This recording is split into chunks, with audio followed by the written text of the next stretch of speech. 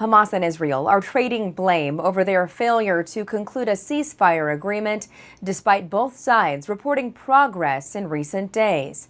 Raf Sanchez reports from Jerusalem.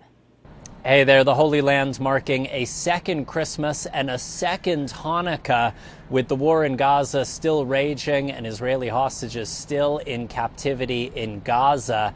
There's been no let-up in Israeli airstrikes over the holiday period across the Strip. Early this morning, health authorities say 5 Palestinian journalists were killed when their van was hit by an Israeli missile outside of a hospital.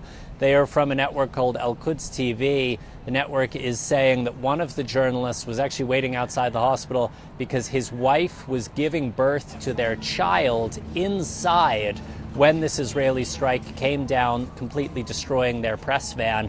Israel is accusing these journalists of being Islamic Jihad operatives. They haven't yet offered details about that allegation. Ceasefire negotiations are continuing in Qatar. A senior Israeli delegation led by Israel's spy chief, the head of the Mossad, was there earlier in the week. It has now returned to Israel for discussions with Prime Minister Benjamin Netanyahu and the political leadership.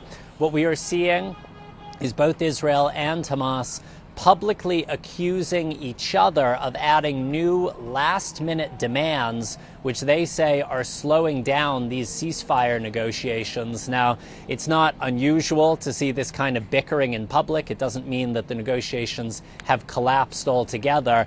It does mean it is looking increasingly unlikely that we are going to have a deal in place by New Year's, which had been the hope. There is, though, a general sense of urgency right now, generated by President-elect Trump, who said that, in his words, there would be, quote, hell to pay if a deal was not in place by the time of his inauguration on January 20th.